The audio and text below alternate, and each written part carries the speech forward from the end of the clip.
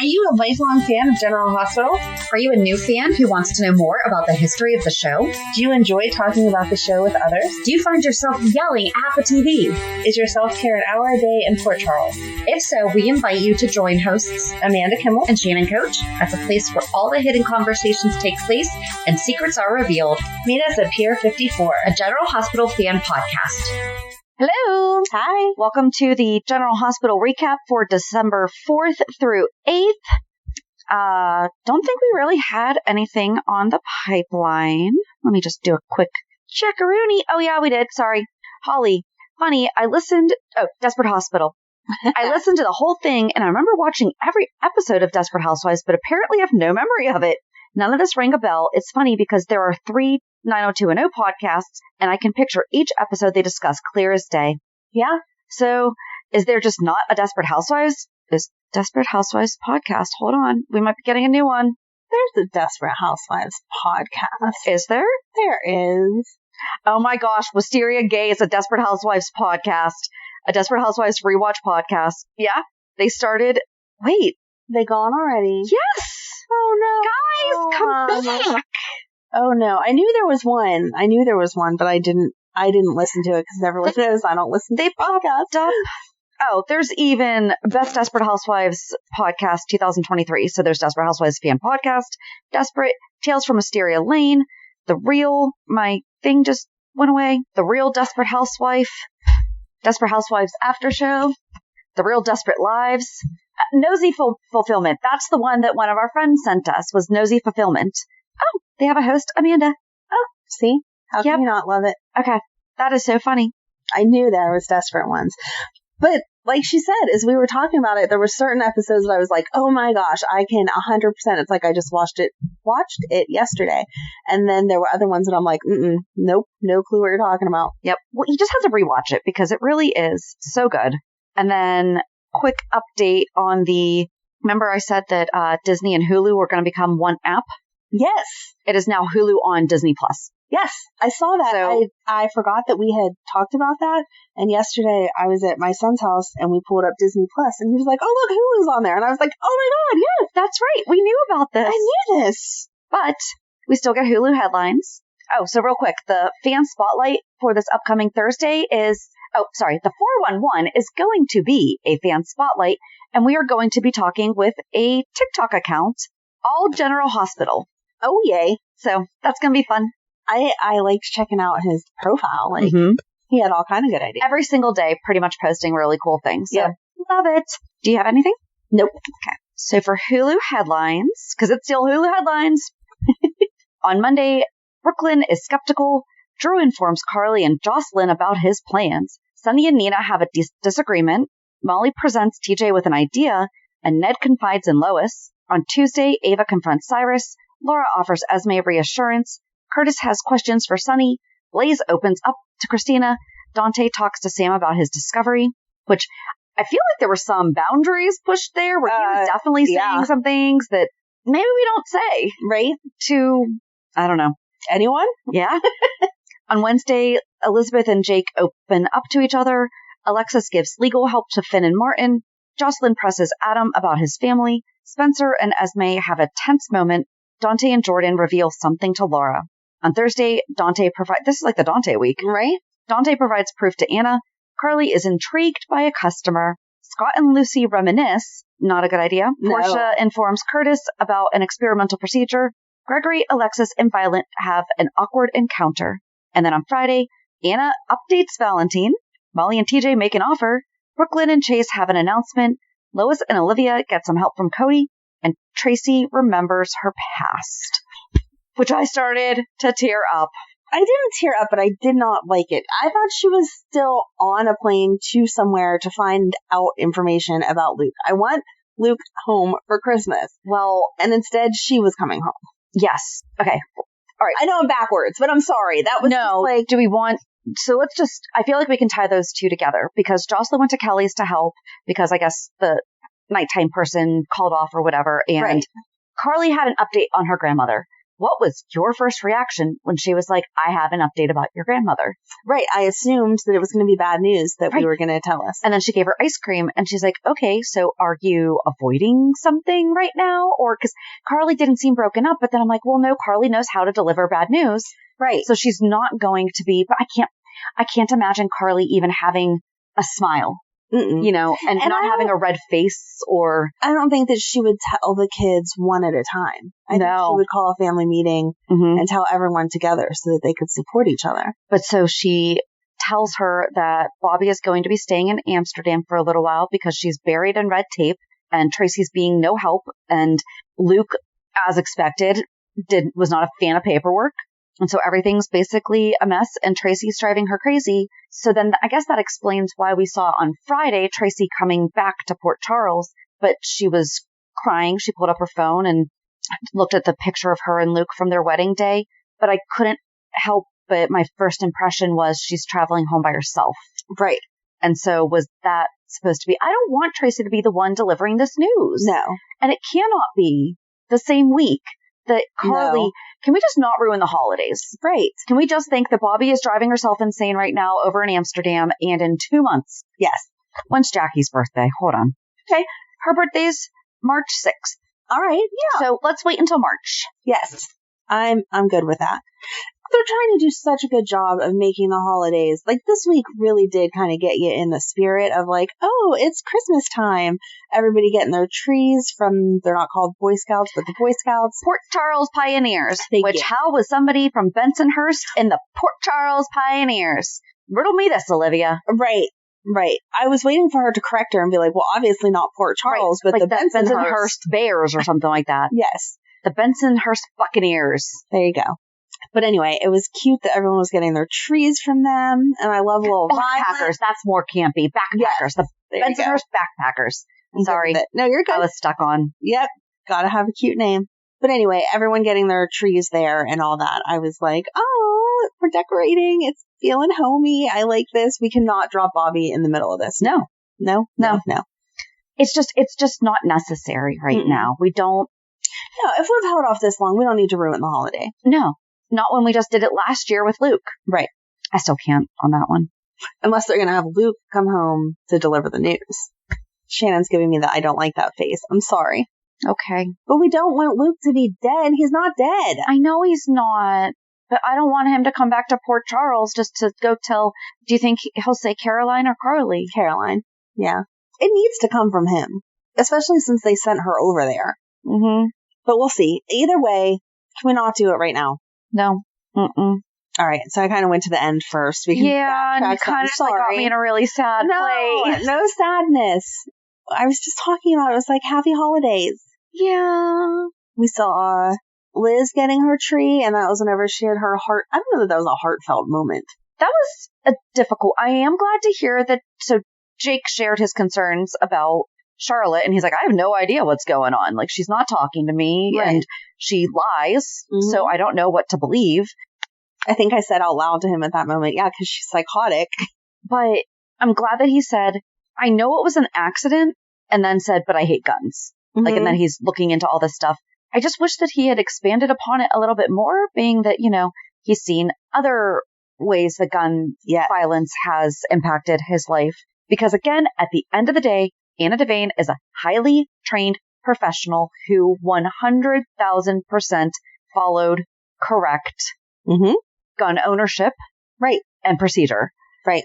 It was an absolutely god-awful mistake, which she broke down to Felicia this week. Yes. And it's eating her up. I mean, she is definitely not what we have seen in the news where she's not justifying it. She's not.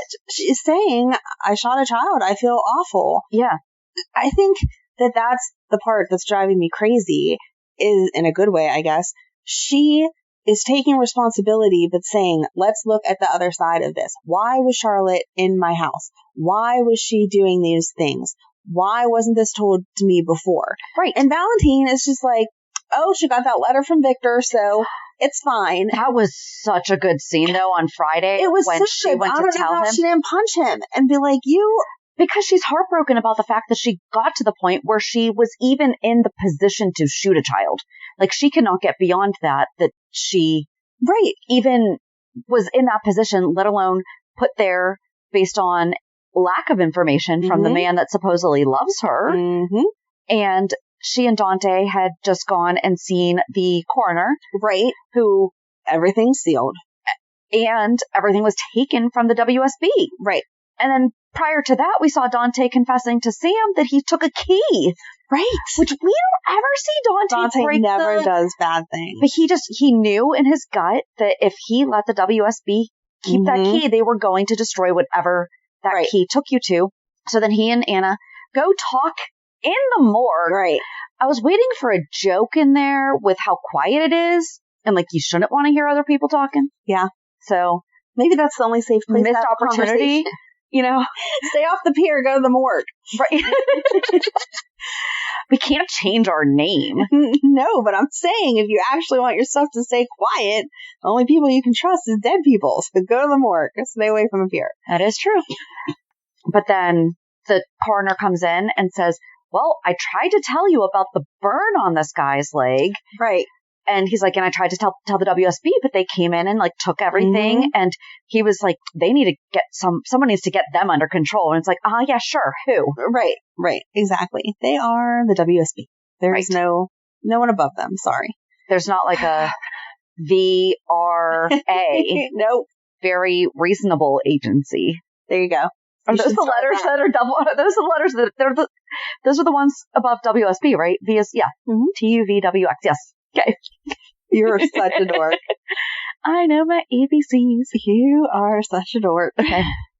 And then, I guess we could just, so then Anna goes and talks to Valentin. And is like, I just wanted to let you know they have proof that Charlotte is not the one who burnt down my house. Right. I'm trying to help you to figure out your own feelings and to figure out how off the deep end your child went. I'm reassuring you that it didn't go so far as she burned my house down. That was an actual like WSB agent or previous agent, but your daughter still wrote murder on the door and she still broke into my hotel room and destroyed my stuff. She was not letting him have. He's just like, yeah, she had a hard time. And Anna even said, if Charlotte would have been convicted of these crimes, her defense could not have been, oh, my dead grandpa told me.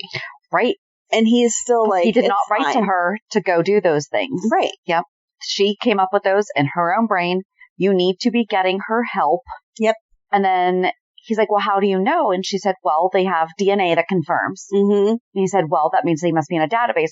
Who is it? And she's like, nope, not telling you. And he's like, why? Really? Because I told you. I don't trust you. Exactly. Well, I hate that this is how they ended them. Yeah.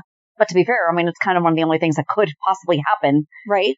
And it's her ending it, not him with, hey, you shot my kid. I'm done with you. It's, oh, shoot, my lies put you in the position where you did shoot my child. Exactly.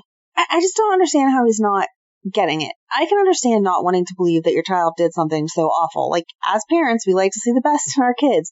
But when you have the proof, the proof to the point that you're trying to hide it, you can't then stand there and be like, oh no, but really it was this letter. It doesn't matter if the letter is what brought it on. Go get your kid help. Like, right. That's part of good parenting. Your child is going to have some mental health issues from the fact that she got this letter from grandpa. She did these horrible things and that she was shot. Why are we avoiding it? Who said it that even though it was an accident, I think it was Valentin to Anna, where he said, Charlotte was afraid of you and you shooting her. And he didn't blame her. Like, I definitely didn't see, but he said, but that really didn't help the case that you're not bad at her. Yeah. Like, that you're not bad. Like, she was trying to, what did he say? I'm not happy with the choices she made, but I am proud of her for standing up for it. And I'm like, no. Right. He's like, you as an experienced WSB agent, it is pretty, I don't think he used the word impressive, but if that's what he was getting at, it was pretty impressive that this teenage girl like stood up against you and caused fear. And she's like, you say this like you're proud of her. Yeah. And then he was like, well, I mean, not really, but kinda. Yeah, that's what you're saying. I just don't like it. I know Valentin has always been like the doting dad that would do anything for his daughter, but this is pushing it. This is not helping her. And he has to see that. He had his own issues growing up. Like, come on. Right. And Felicia was, That was such a good scene between the two of them. Yes. I love their friendship. Mm-hmm. I didn't even write anything down about them because I was just like, aw. Oh, I just love them. So then I guess we could just stick with Mr. Brennan. Oh, we still don't have a first name. We don't. It's just Mr. Mm-hmm. So Mr. Brennan goes to Kelly's and... He wants a BLT? No. First he had a burger. Oh, right. And he's like, do you have good burgers? And Carly's like, mm-hmm. Well, that was last week that he had Last week was the burger. The burger. This week. And then he came back this week. Yeah, for a BLT. And that is right. Yes, I'm sorry. I forgot that. Because we only saw him on Thursday or Friday last week. It was so that's why. Yeah. Yep. No, I'm with you. And so she's like, yeah, our BLTs are legendary. And I'm like, I still don't understand how BLT can be legendary, but okay. I mean, a serial killer loved them. They become popular. I guess. I don't know what I want to eat. What a serial killer's eating. A friend of mine got me the serial killer cookbook. Oh, gosh. And it's all of their last meals. Wow. Before, it's our mutual friend got that for me for Christmas one year. Nice. Yep. Oh my gosh. Remind me to tell you my serial killer story during my reality check. Well, now I'm scared. Hold on. I'm gonna just jot that down. It's kid appropriate, just so you know. It's not like totally inappropriate. So I already ruined her for this week, so it's okay. You can do something. Okay, cool. It'll be part of my Madeline's here too. If you hear like a few little extra sound effects, those little coughs in the background. She's not sick anymore, but that like draininess is still happening. Yeah, and we got weird weather going on up here. So anyway, so Mr. Brennan, where was I? Oh, the BLT. Yes. So he sits down and orders it. And is like totally flirty. She is flirty. I mean, I know Carly I don't think she was flirty as much as she was just being nice. Like, she wasn't flirty. I think she was interested. She was talking to him. She was asking him questions. That's not flirty. I think she knows her flirty works to get information, and she is curious as to what's going on. I think she was flirty.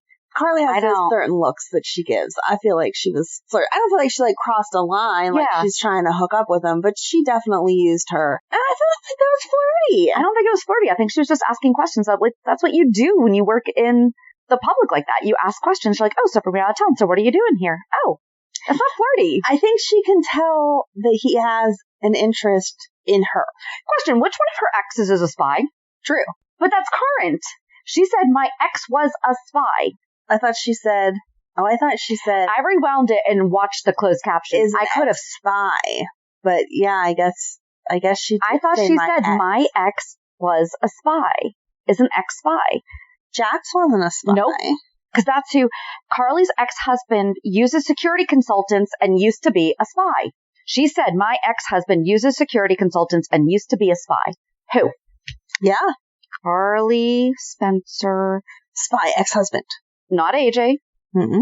Was Lorenzo a spy? No, because she wouldn't refer to him as... Mm-mm. No, he wasn't a spy. He was just But neither was Jasper and neither was Sonny. You're cute calling him Jasper. Well, I'm reading... Yeah. And neither was Jason. I think the line was written wrong, or she said it wrong. I think it's supposed to say my boyfriend is an ex-spy. Unless she didn't want to let him know that she has a boyfriend because she was being flirty to get information. No, she wasn't being flirty. She was flirty to get information. I don't know. She may not have been flirty at the table originally, but after he left and came back, because he left because Robert came in, which I don't know how you didn't see him, like the whole restaurant didn't see him like cowering or away. But anyway, he left because Robert came in, and then he showed up later and was like, I'm so sorry. I don't normally order food and then leave. I had to make this phone call and I needed my satellite phone and blah, blah, blah.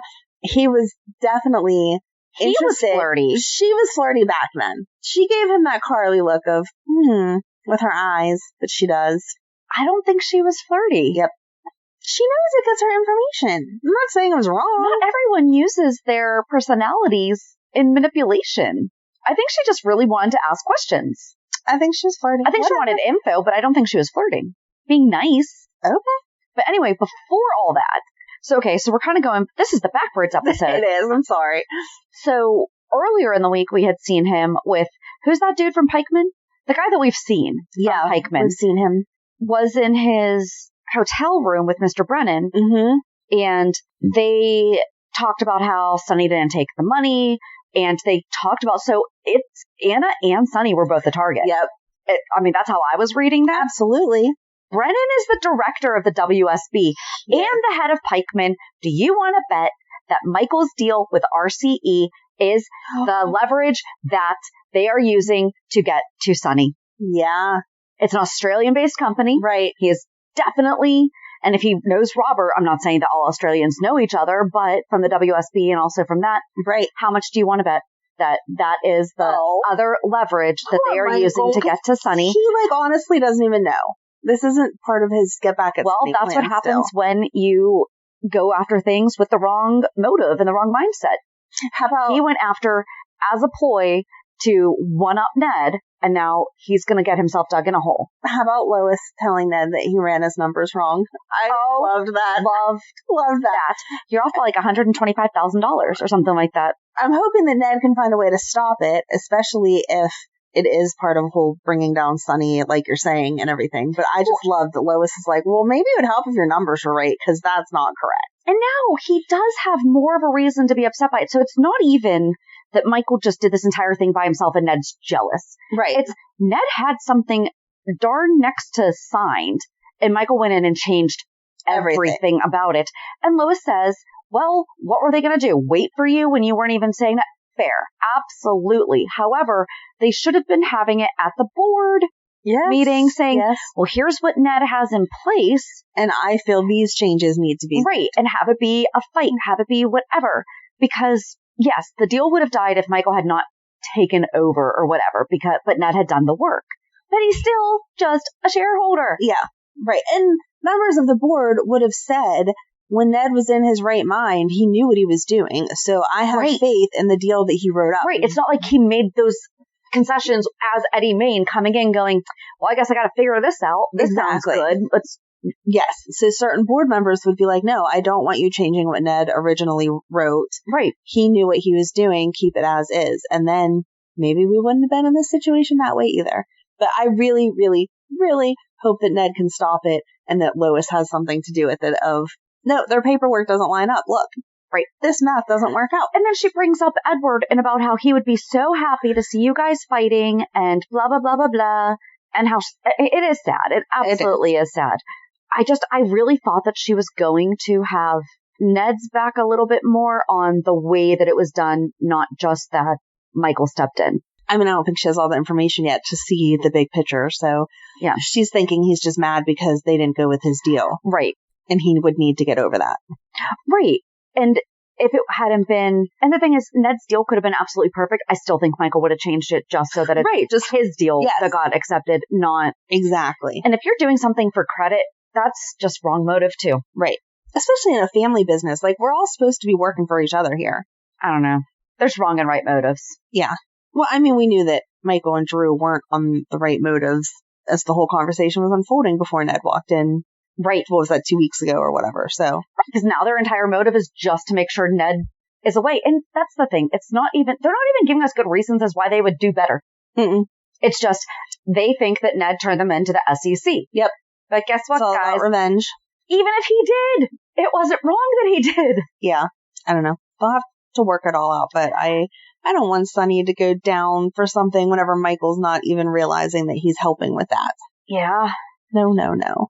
Or do you think that they're going to use Michael as leverage towards getting Sonny to do what he wants them to do?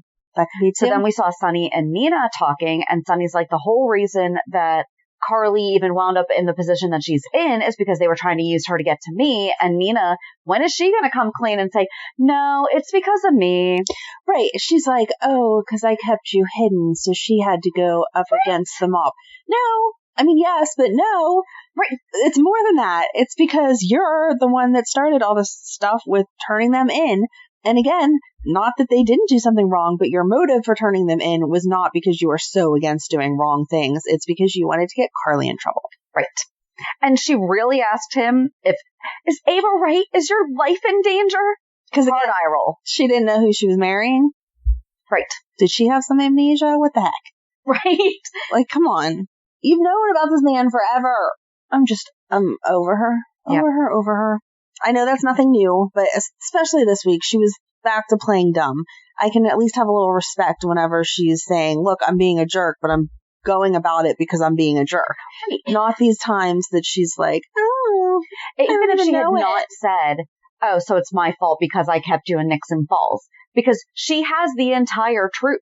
Right. She knows that the reason is because you called the SEC. Yes, and yes, Carly did have to step into the role because you kept him. So yes, that is accurate, but he's not blaming you. First of all, Nina, you were in no part of that sentence included. It was Carly had to do this because I had amnesia and was in Nixon Falls. At no point did he say, because you didn't tell her that I was alive. Right. He stated facts. Yep. You're internalizing a little bit too much there. Your guilt. Exactly. Finally, her guilt's getting to her a little bit. Oh, so annoying. But yes, so then later on when we see Brennan came back, and he did offer to take Carly out too. And she's like, I'm seeing someone. He's like, of course you are. Here's money. And gave her flowers. Mm-hmm. But yeah, I don't know how people didn't see, but Robert was smitten by Diane, so that's all that he saw. Yeah, I guess. I don't know. I just hope that Carly makes the connection soon enough. That can't be the first time that they're in the same place at the same time. No. It's going to be interesting to see.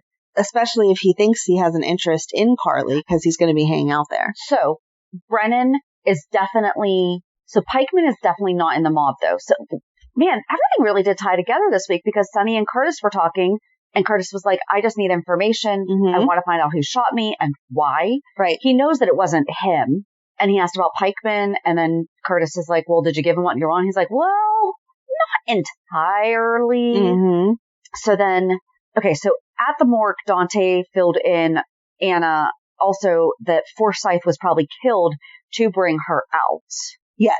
Of, quote, hiding, which she's not really in. No. But to get her out and about, and I guess maybe someone's trying to find her with, because the report, that was the other thing Brennan said, was that Forsythe said that he had the report. They don't know where it is. That's right. Mm-hmm. I'm like, I know that there was more said somewhere. It wasn't at Kelly's. It was at the hotel. The morgue. Or Brennan said it at the hotel, but yeah. Anna and Dante had the conversation at the morgue, and that was right before the coroner came in.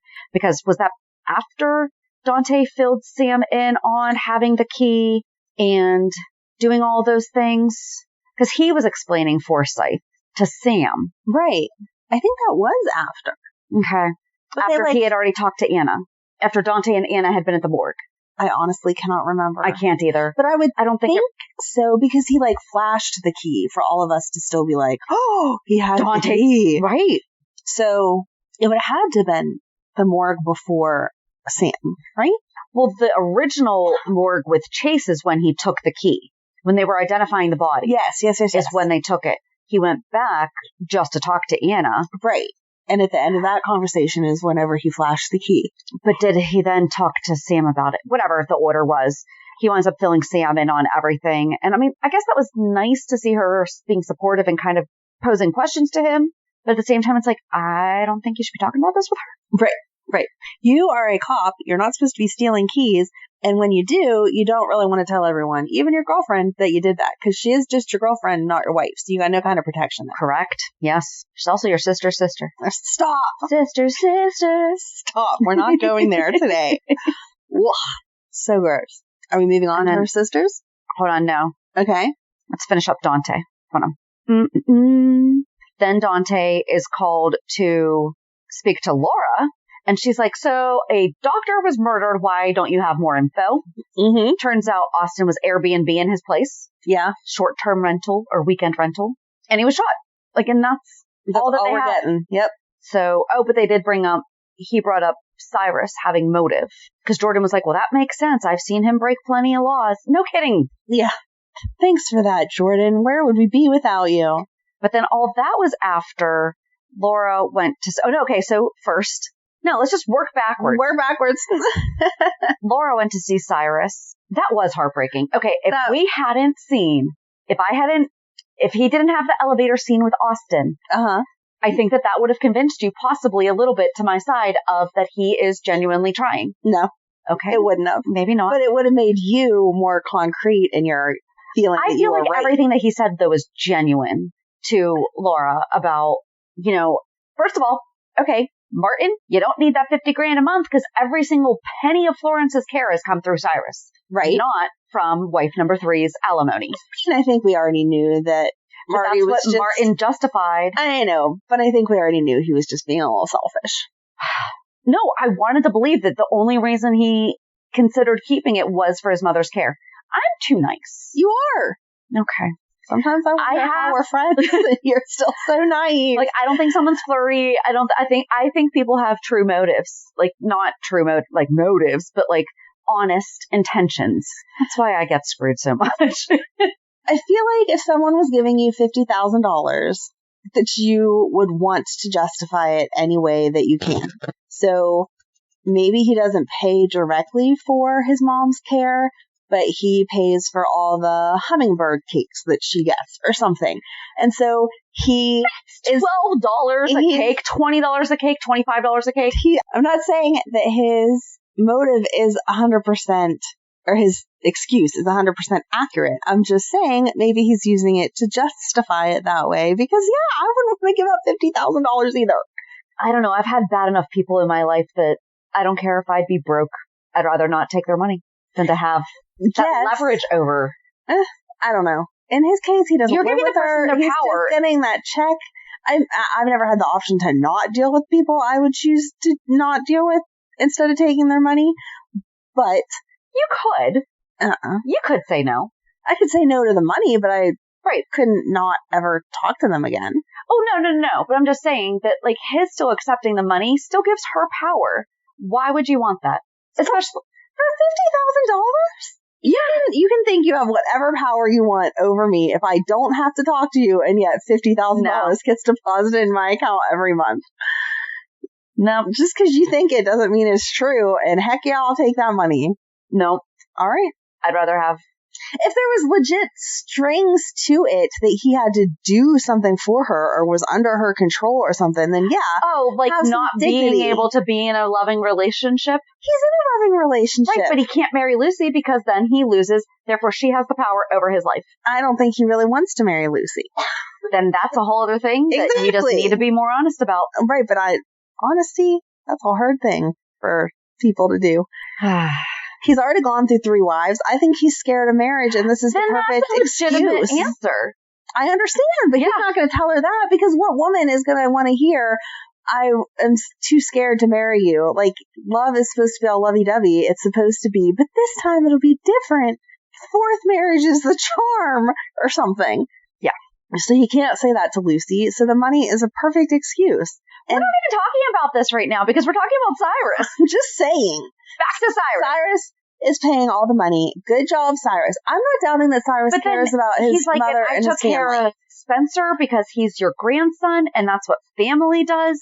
And, you know, he's like, listen, you said that I can't come see you at work, so, like, why are you here? And she's like, well, because I have a private office, and yours is a public. He's like, we're closed. Like, you really shouldn't be here checking up on me. And he's like, and next week I'm going to see my mom. Even if she didn't miss me, I missed her. And I don't know. I think that he really is still struggling. I don't think that he is as reformed as I was hoping he was. Thank you.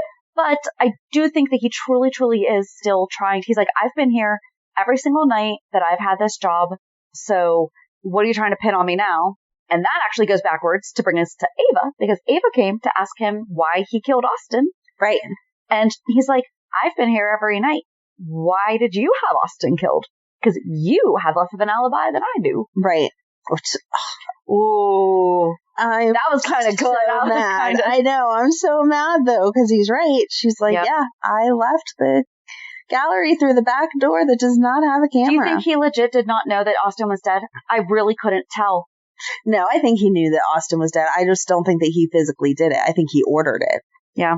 But I'm not saying even bad people still have some good tendencies. In all your murder mystery crazy stuff that you've seen, serial killers, you've seen that there are people that you still want to protect. Even Sonny, like we've talked about, that's why it's a struggle to hate Sonny, because he's a jerk in so many ways and a bad guy, but then he has his family that he would literally lay down his life for, and that makes you want to, So I think Cyrus loves his mom unconditionally and would do anything for her.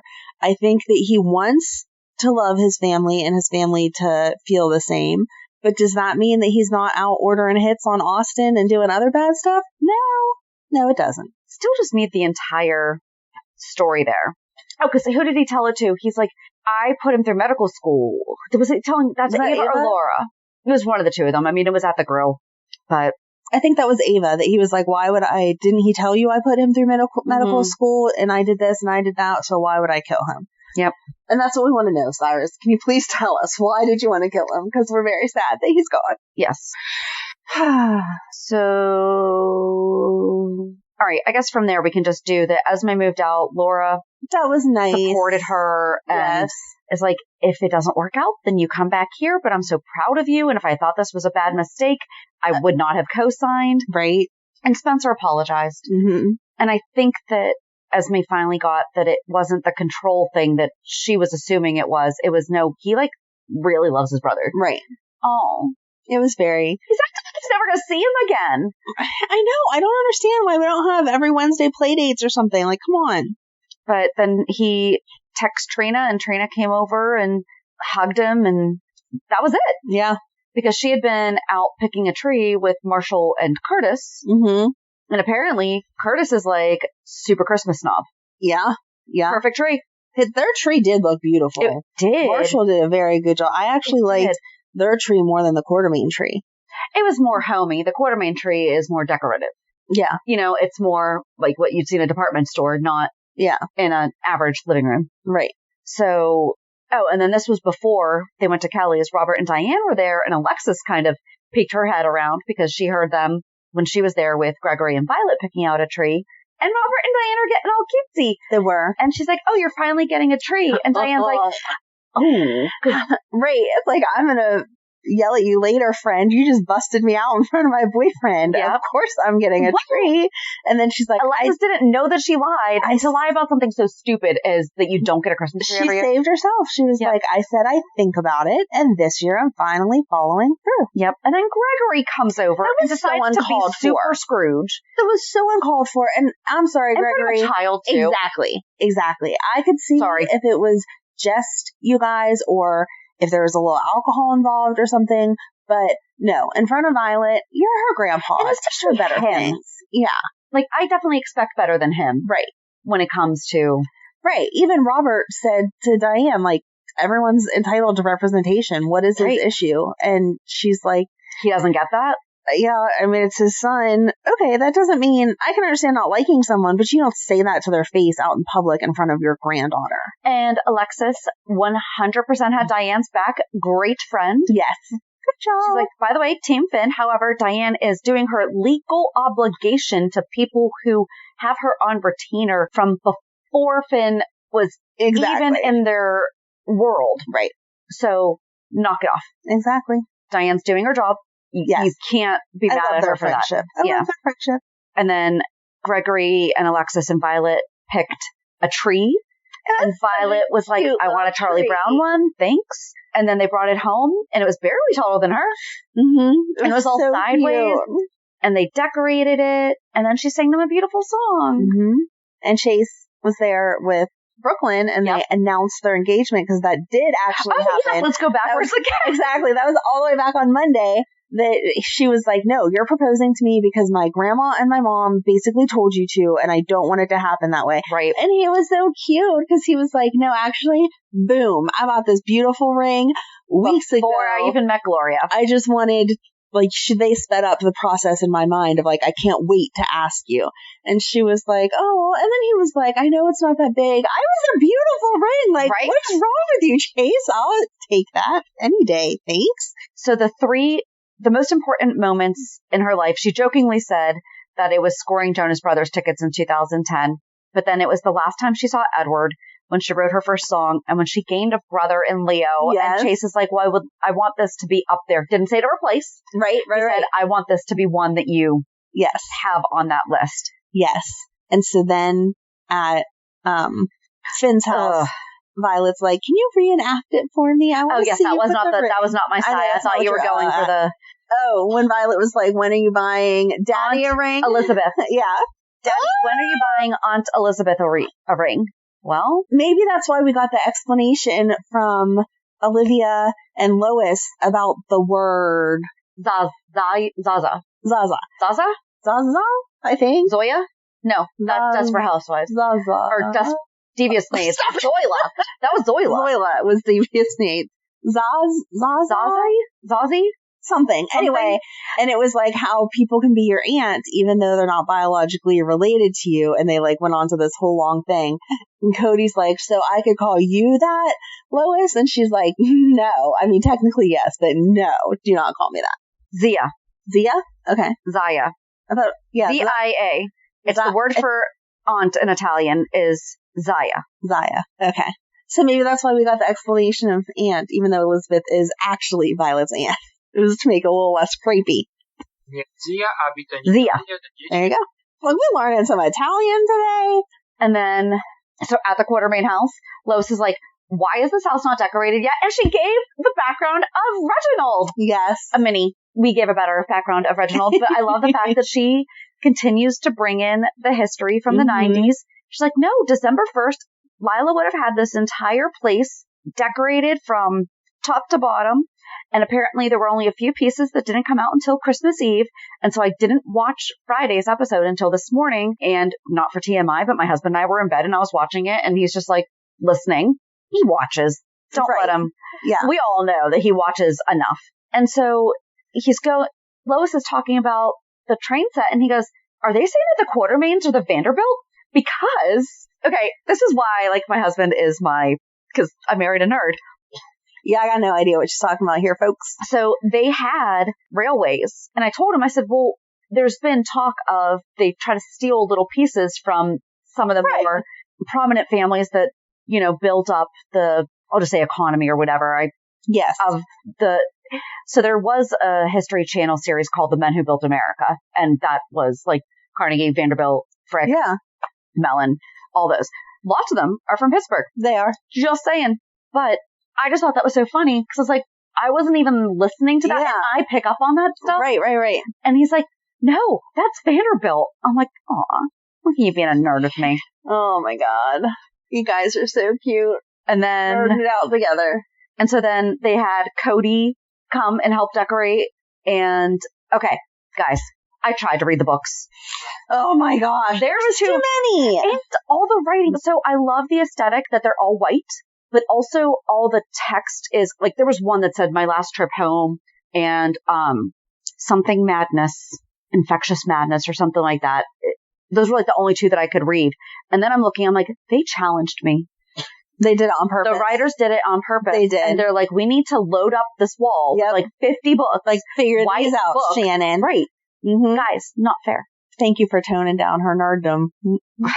They thwarted your plan. I know. And then Cody helped them decorate. And then Tracy comes in. Nope. What is this? Right.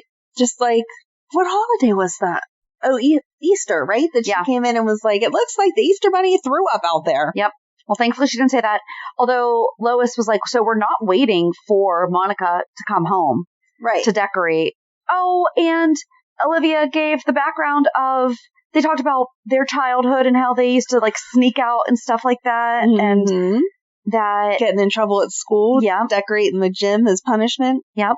That was cute. I love when they reminisce like that. Mm-hmm. Super cute. But I guess Olivia is like crazy into Christmas, but Monica has kind of made her take a step back, and Monica wants a real tree, and Lois is like, yeah, so me too? Are you a real tree or fake tree? Fake tree. Me too. Did you grow up with a real tree or fake tree? Fake tree. I grew up with a real tree. Oh. Yeah. I kind of thought you just stuck with what you knew. Nope. So, oh, and then Marshall's mom, Irene, or Marshall saw Curtis's mom, Irene, and he broke down. We have really not seen him. We saw it for a little bit, but nothing really ever came from his misdiagnosis. Right. And how he is learning to adapt and any possible recourse that has come from it. Fair enough. At the time with the information that they had, that was the diagnosis. And things change. Right. It makes you actually thankful for our system that at least you can ask to get a second opinion and there's information out there. But I wish that he was doing more to educate or to work with them on, okay, how did this happen? And who else is out there? Right. You know, are you guys reaching out to people that were also diagnosed around the same time as me with... Right. There should be like a PSA of you need to get reevaluated every 10 years, 20 years, something, because things change and I'm not talking about the class action lawsuit that were you treated by Dr. Blah, blah, blah, blah, blah. Right. No, just your own health. You want to know. And Alexis and Martin prepped Finn. I feel like that's kind of self-explanatory. He reacted the way that we all expect, and Alexis pretended to be a Diane. Right. And her and Martin are both like, oh my gosh, quit being you. Yes, exactly. No, there was a lot of, that wasn't a mushy thing, but there was a lot of mushy stuff this week, but it all is pretty much whatever. We finally saw Blaze and Kristina have the conversation about their past relationships, and then they had a little smoochy smooch, so we're excited to see where that goes. Well, Blaze brought champagne to Kristina's, and Kristina said, okay, Blaze cannot be your real name. What is it? And it is Allison Rogers Ramirez, and she has family down in Texas. Do you know who else has family down in Texas with the family name Ramirez? Who's that? Felicia. Yep. But then Blaze talks about her uncle. I did not like this part. She talks about her uncle that for whatever reason, no one in the family talks to him. She doesn't know if it's because if he is or is not gay. And if it is that what would happen to that? That is huge. It's not, well, my uncle came out when he was 20 and now no one talks to him. I don't even know if that's why. Honey, I am one of the most paranoid people you'll ever meet. But that is a stretch. Right. There's something else there. There's a million other reasons for people to not talk to family. Yeah. In the past 20 years, someone would have reached out to him and been like, let me understand where you're coming from, instead of just cutting someone off for their entire life.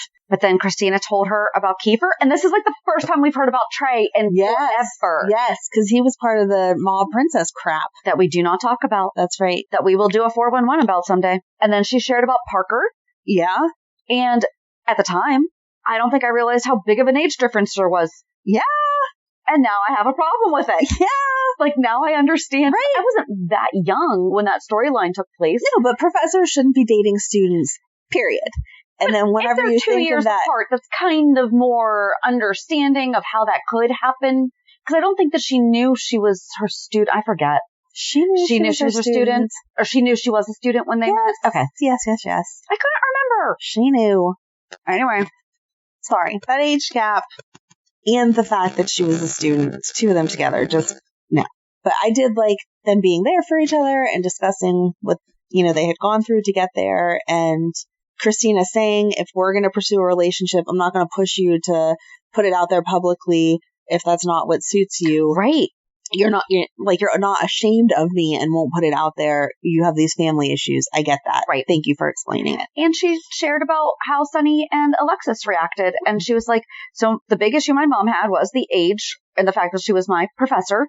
And she's like, and she's not wrong. Just don't tell her that. Right. But then she shared about her dad. Yeah. So I'm just trying to figure out, how is she fitting into Felicia's family and why are we doing this? But we'll figure it out. Yeah. They'll let us know. But then finally, Molly double checks that Kristina wants to be the surrogate and they discuss possible problems. But then Molly goes and talks to TJ and TJ's like, no. But then he kind of comes around. I can't decide. I don't know. I don't know if I like it or not yet. I don't like how definitive they are that, and you're not going to have these problems. No. Right. You cannot say that. You're not. And for all we know, Kristina may not have the same problems as Molly, but that doesn't mean that she doesn't have something. And you can be 100% perfectly healthy by every measure that they put you under and still not get pregnant or still not carry a baby to term. And they will never have an answer for you. It actually is called unexplained infertility because there's no rhyme or reason for why it's not working. It's just not. So, Kristina, you cannot guarantee her a baby. And So when Molly gave her whole big speech at the end of the week about how I felt entitled that this was going to happen to me and, there's nothing I can't work for. I'm like, okay, so when are you going to say, because we talked about this last week, it's almost like Molly wants to have a baby just because she was told that she couldn't. Exactly. And I feel like they're trying to change that. The further that we go on, yeah, because the way she was looking at Amelia and all that stuff. But I'm sorry. I don't know why you feel entitled because no one should feel entitled to have a child. And on top of that, if you want a definite outcome of a child, which is still not even definite, but you're improving your odds by a good chance, then you would go the adoption route. Yeah. If that's all it was about is I want a child to raise, adoption. Or I feel like TJ and Molly, with their life experience of he's a doctor and she's in law and whatever, they would be perfect foster parents or foster to adopt. Yeah. I don't understand why we're not looking more at that option, but I think I gave this whole soapbox speech a few weeks ago because it makes me angry. Well, because we thought that they should adopt a baby that has special needs. Yes. We had talked about that. Right. And that would be great. It would. So, I don't know. I mean, I guess I like the happy feeling for the holidays, but I don't. They're doing better than they did originally with it. But I don't know. I still don't like, because here's what's going to happen. Blaze is going to say something about the fact that she doesn't want anything to do with children. And Kristina's going to second guess being a surrogate for Molly and TJ. Yep. And then we're going to have a problem. And we don't need that. Nope. People that probably should not have had a child, except for we like the character, Adam. Mm-hmm. Poor kid got a 97. Okay, I want both sides of this story, though, because he calls and doesn't say, I just got a 97 on my quiz. It was nice on my makeup. Mm-hmm. I'm sorry, I have a son in college right now. If my son said I had to, I got this grade on a makeup, you would I would 100% the first one. Why you missed the first one. Or did you fail the first one and you had to do a second chance? Right. It's not a matter that it's not good enough, the new grade. It's, I want to know why you missed the original test. Right. Were you sick? You didn't tell me? What happened? Right. And then Adam did lie and said that he had to take Joss to the hospital. Mm-hmm. But I don't feel like we got... Because then did his dad say that the 97 wasn't good enough? I think he was okay with the 97, but that was expected to be the standard. Right. Because then we saw him go back to his room. Well, when he asked Joss what she got, and she said a 90, and he's like, oh, I'm so sorry, you'll do better next time. Yeah. But I'm sorry, based on the half of the conversation that we got, and for the life of me, I cannot remember if he wound up having to justify that 97 was okay, or if he was being made to feel like it was not. If he was being made to feel like it was not, then that's not okay, Dad. Mm-hmm. But I don't see where Dad went wrong with asking why was it a makeup. Right. Obviously, we did not hear his tone. We did not hear anything like that. And I'm sorry that I said that they should not have had children, because that did not sound right. The way that I said it. It was a really bad transition. I know what you meant. Okay. If they're that hard on their child at all times and expect perfection, you should not have a child if you expect perfection, because no one is perfect. And no matter how good of a job you do raising your child, they will not be perfect. Guess what? Child are their own people. Exactly. Children are their own people. I loved that part of the conversation with Lois. Yes. That was so nice. She's like, we are gardeners, not carpenters. And I was like, yes, I love this. Because that's why I like gardening so much, because I know some people think I'm more controlling. I do like things as they go, how they should go, but I really am okay with how things just happen. And that's one of my favorite things about gardening is, no, you have to feed them, you have to plant them correctly, but then God just does his thing. Yeah. And I'm like, here you go. Mm-hmm. But there are some gardeners, though, that are super controlling and obsessive about it. Yeah. And I'm just like, nope, whatever's going to happen is going to happen. And however they come up, if they are meant to feed all the bunnies in the backyard, and I don't have tulips year after year because the bunnies are well fed, then that is just what that is. I would like to have tulips one year. But you have the cutest bunny family. I do. So I'd take the bunnies over the tulips. And then we saw Cody and Sasha made an appearance at Wyndham. Well, we didn't see them making the appearance at Wyndham's. They came to Deception afterwards, and Felicia comes and is like, so first of all, James is okay, but he did go to the nurse. Yes. And I love the fact, though, that Felicia and Liesl are co-grandparenting. Mm-hmm. And Felicia's like, hey, you're a doctor. Would you mind checking out your grandson? Right. And she put him to bed with ginger ale and his favorite comic. And then we see Maxie struggling with the working mom guilt, which is so fun. Yep. But then Cody and Sasha take over the Zoom. Mm-hmm. And yeah. And then we saw Lucy and Scott talking about their past and talking about Serena. No. I'm all for the Serena. We talked about this before. Can we have Serena come back? That would be great, especially the holidays, blah, blah, blah. Right. But whenever Scott was like, well, I would be supportive of you. I would make time for you. I was like, no, we are not doing this again. I did like that Lucy finally fessed up to the fact that she enjoyed all the attention she would get at the nurses' ball. Yes. I like their characters. I like their characters being friends. Mm-hmm. I even like their characters being a little flirty at times, but I did not like whenever he kind of that was flirty. Outright said it. And she was like, that was flirty. Woo, no. I don't know that I called that flirty because he kind of outright said, like, I'd take care of you. I think that was it. That was it. Still confused at how Dante was a Port Charles pioneer. Or tried to be. Tried to be. Whatever. He got kicked out and rather be playing baseball. All right. Reality check. It was like a normal work week. Everything was fine with that. What did we do? Oh, last Sunday would have been Madeline's birthday at my mom's house. So she got spoiled like she always does. And then she was sick a couple of days this week, so that was not fun. And then last night we made a Target run with Matt and his girlfriend, and then we went back to their house to watch a movie. And Madeline is 11 now, so she knows a lot of things. So I will let her watch PG-13 movies depending on what it says the rating is for. Yeah. So Matt says, I was at the barber shop and they said 4 Christmases. It has Reese Witherspoon, whatever. And Vince Vaughn. Yes. Yeah. I have not watched it. Oh. PG-13. I'm like, okay, like I'm pretty sure there's not going to be any extreme adult scenes or something like that in this movie. So we can watch it with Madeline. Whew. Yeah. The ratings have changed. There's some conversation pieces in there that were funny, and I think most went over her head or whatever. She was upset by the comment when Vince Vaughn's character tells the nephews that there is no Santa because we're struggling with that right now. And I said to her that sometimes Christmas movies play that up because that is like a theme as kids get older and whatever. But Madeline actually this week got a Christmas letter. You want to tell your story? Yeah.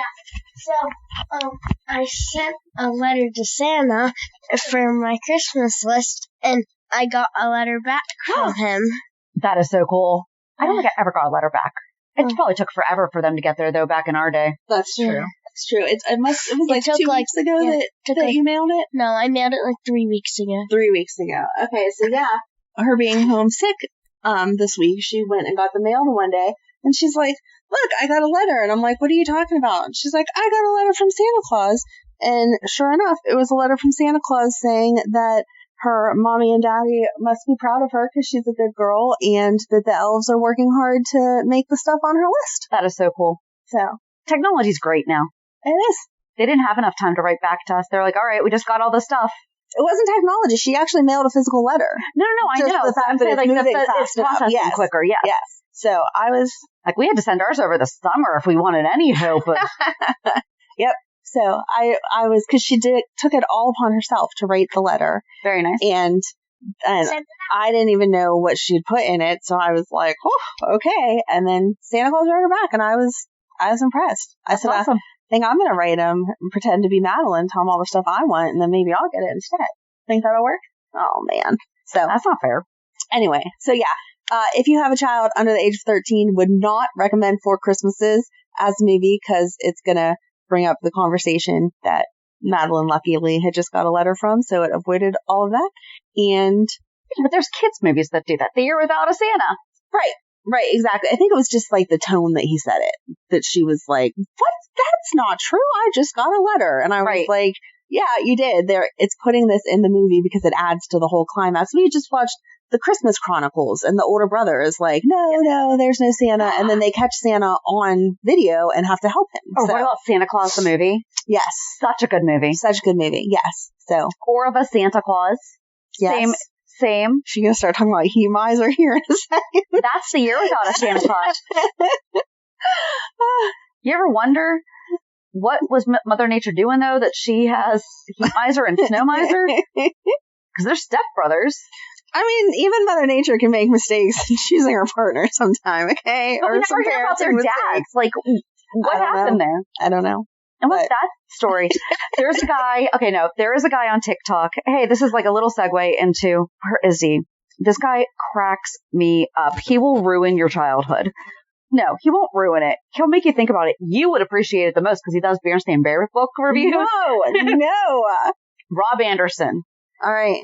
This guy. All right. He rewatches, so he's also done like a lot of Seven Heaven rewatches, and he actually had Beverly Mitchell kind of do like a guest star, but he does like movie reviews, like he did Casper, He seriously has done like almost all the Bears See Bears books. Oh no. He does a ton of Seventh Heaven. He did the Mighty Ducks. So the one that he has Beverly Mitchell on is Lucy Gets Therapy. Okay. But I mean, he points out these ridiculous things, and he's where I got oh yeah, what were the Heat Miser and Snow Miser's dads doing?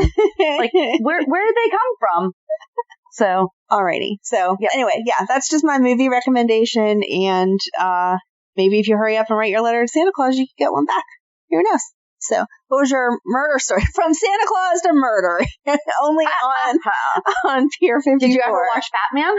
That is definitely not a movie to watch with Madeline. No. It's funny. No. Okay, wait. It is not funny, but it is. Okay. It's adult humor. Not even that. Okay, I guess you might have to have a special type of relationship with the people in the room that you're watching it with, too. Okay. Because we kind of all sat there and went, my gosh, this is so messed up. What is happening right now? So, first we went and got my son. He is home for the next month from school. Short, sweet, to the point. Loved it. Had a great picking up him, all that stuff. So on Wednesday, I went to the Chamber's annual meeting, and they always have some kind of entertainment. And this year it was a comedian. And he's just like, comedians pick up people in the room to talk to about things. So I was sitting next to one of my friends, and he's like, has anyone ever hit a deer? And she raises her hand, and he's like, how fast were you going? She's like, 10 miles an hour. I'm like, are you kidding me? Which is pretty much her whole thing. Right. Minutes later, topic later, we're sitting in the very back row too. So like we have our tables, but it's 3 or 4 tables back. Okay. So typically it's the people in the front are the ones who get talked to, not the people in the back. So then a couple topics later, he winds up talking to this girl like 2 tables over. Well, I had seen her walk in, but I hadn't had a chance to talk to her yet. And he's so her husband owned funeral homes, and I'm friends with them. Like I've been friends with them for over 20 years. And so he connected like the deer and so I'm like, and he's like, did you just wave to her? Like, why did you just wave to her? He's like, okay, I guess you know, or whatever, blah, blah. Topic later. Then he's like, there's a lot of true crime on Netflix, and like people love watching these true crime things. And I must have done something that like caught him at the right time. I don't know if my friend who was sitting behind me, like we were was like, because I'm just like, putting my head down. He's like, so you watch true crime documentaries? And I was like, yeah. He's like serial killers and stuff. I was like, yeah. And I wasn't going to say, and podcasts. I refrained. And he said, what's really weird is that sometimes people wind up having a favorite serial killer. And he's like, do you have, and I'm laughing at this point. Because I was just you guys have all heard me. I laugh to the point where I squeak and I cry. Like, I don't cry, but like I got tears in my eyes. I'm crying. Yeah. And I'm not talking because I'm barely breathing. And I'm like, He's like, okay, so who's your favorite serial killer? And I'm like, H. Holmes. He's like, who the heck is that? So first of all, he was America's first serial killer. But I forgot to say that part. And I'm like, he had a murder castle during the World's Fair. But again, during my laughing, crying. Right. And he's like, a murder castle during what? And I'm like, the World's Fair. And he's like, I ask you your favorite serial killer, and you go back to what? And I'm like, the World's Fair. He's like, and when was that? It was like the 1800s. He's like, does anyone else in this room even know who she's talking about? And he's like, okay, so did he get caught? And I stopped myself because I was going to be like, well, not for that. But I went, well, yes.